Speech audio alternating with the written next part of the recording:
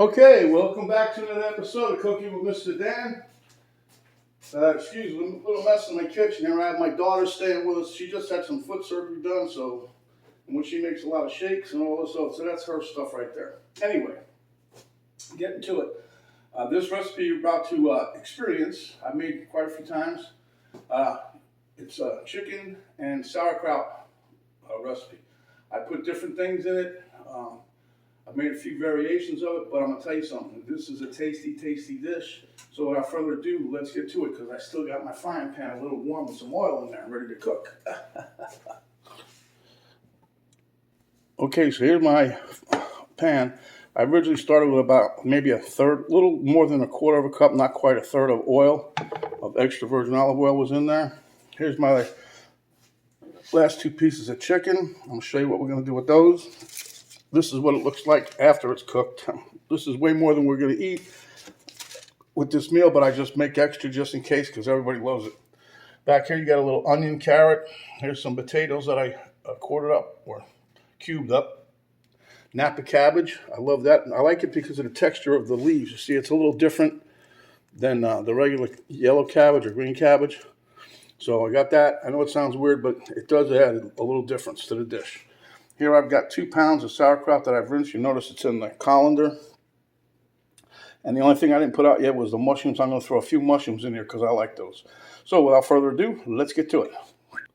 Okay, so if you'll notice, whenever I do chicken and I'm going to be sprinkling it with salt and pepper, whatever, I usually lay down a piece of parchment paper because it makes it for easy cleanup.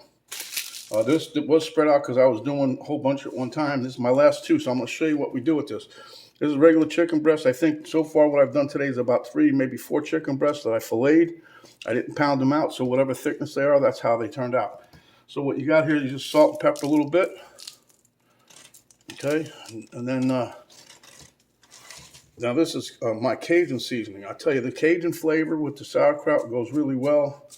You don't have to season it at all. You could just make chicken. Heck, you can poach it if you wanted to. You don't have to sear it or fry it. None of that. You can just poach it. You don't have to put no flavor in it. You can just leave it with that.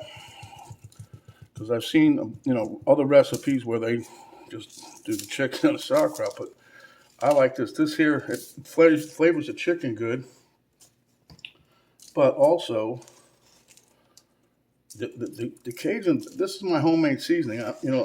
I've tried other ones. My kids and my wife happen to like this homemade version of Cajun seasoning. I kind of like it too, but it does taste good. But it adds a flavor to the sauerkraut and chicken dish. So I just pat that down a little bit.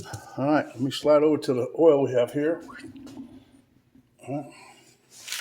Now remember, always when you're putting something in a hot pan, do it away from you so it don't splash oil on you. Okay, and we'll let that cook. It takes a couple minutes on each side.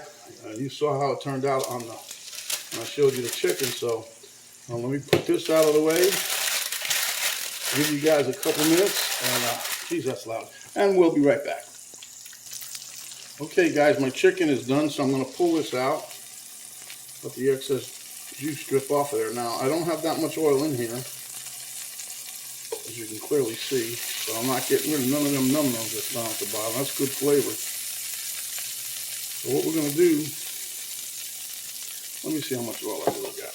Now, see, that's about maybe a tablespoon of that. So what I'm going to do, put the chicken off to the side. Notice I got a little cover I put on the chicken to try to keep it a little warm. Doesn't matter though, it's going back in. Okay, so what we're going to do is throw our carrots and onions in together. The reason for that is we want to try to get them to cooking up nice and a little soft. So just cook these for a bit. And while those are cooking, I'm going to pop my potatoes. I just got done shaking them up a little more. I have them in water so they don't start oxidizing, but I rinse them out. See the little cloudiness in the water? That's a little excess starch. I'm going to dump that, put some fresh water in it, and put it in the microwave for about a minute or 2. Okay, guys, I don't know if you can see the steam coming off of these potatoes. I had them in there about almost 2 minutes, so dump in. This is the equivalent of 1/2 of a medium-sized russet potato. Now, to our little pile of stuff here, we're going to give us a little bit of a dash of salt and pepper. The onion amount I used here was about a little less than half of a sweet onion, and I used two, let's just call it 2 carrots. There was awful small, so I would use 2 or 3, not too many. You don't want to overdo it, but this is going to be good. You'll see it. It adds a nice color, plus it tastes good. Okay, now we're going to cover this for a little bit. Cook it for about 3, 4, 5 minutes, and then we'll be right back. Okay, so this has been cooking now for a few. So now what we're going to do is drop in our cabbage and let that steam for a little bit. Now that's going to, as you guys, if you cook cabbage before, you'll know this all going to simmer down. But see the different texture. This is what I like about this cabbage, Napa cabbage. And that was just I cut about a third of the head. That's what's in there. So I'm going to put this here, cover this, and we'll be right back. Okay, so we got our Napa cabbages starting to wilt pretty good. I'll just mix this up a little bit and let it wilt a little bit more, and then we're just about on the home stretch, people. Not too much more to go. Okay, guys, now we're going to, don't make a face, I'm just throwing a few mushrooms in here. This is my mushrooms I made just the other day. I make mushrooms every week, like I do my bacon. Only thing is I used my bacon the other day for a recreation of a Hungry Howie's pizza. I don't know if you guys seen that video, but I'll tell you right now that I got thumbs up from quite a few people that tasted that pizza. It tastes just like the real deal. All right, so let me mix this up a little bit. And what I'm going to do next, all right. Now the mushrooms is totally optional. The rest of this stuff you should put, like, you don't even have to put potato. You can serve this without the potato in it. You can put mashed potatoes on the side. I put it all together, and then we eat this with a salad, and we're good to go. Okay, so now I'm putting in my sauerkraut. The reason I'm putting in the whole 2-pound jar is because usually I do like a 1 pound, a little more. Everybody said, there should have been more sauerkraut. Okay, well, I didn't know everybody liked sauerkraut that much. So today, I went a little overboard, and the whole kit and caboodle's in there. Now what we're going to do is let this cook a bit, and then we'll taste it for seasoning. Then we're going to throw some chicken in here, and you guys will be loving it. Da-da-da-da-da. Okay, guys, so what I did was, we're ready to put in some chicken. Now, I usually don't overload this with chicken. I just put some in here and we mix it up. So I put 2 or 3 little of my fillets there. And we're just going to mix that in. Then what I do after that is, as we're serving it up on our plate, if we want more chicken, I slice it up, put it on the side. Because the flavor of this Cajun seasoning that I make, you can use regular Cajun seasoning, but this one here, my daughter what did you do to that? It's a secret recipe. All right, guys, so this is it. It doesn't look the greatest here in the pan, so let's get it on the dish, and we can do a taste test, huh? Okay, guys, there it is. I think it looks kind of delicious, so we'll meet you at the taste test table. All right, here we go. I'm telling you, my daughter, I just gave her a bowl. She gave me the thumbs up. That's really good, Dad. Okay, so I got a little bit of everything on my fork here. Let's go.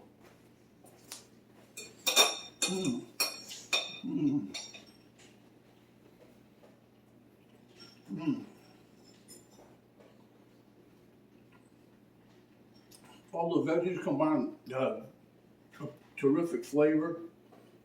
You combine that with my Cajun seasoned chicken.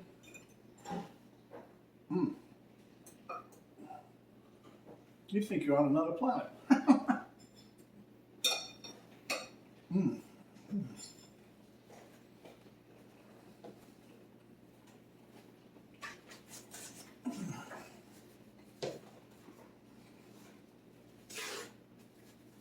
Don't forget my little trick of parboiling your little potato in the microwave for a couple minutes before you put it in the pan. It does help it cook a little quicker, and it's still like al dente, huh? So anyhow, if you like the recipe as much as I do, give us 2 thumbs up.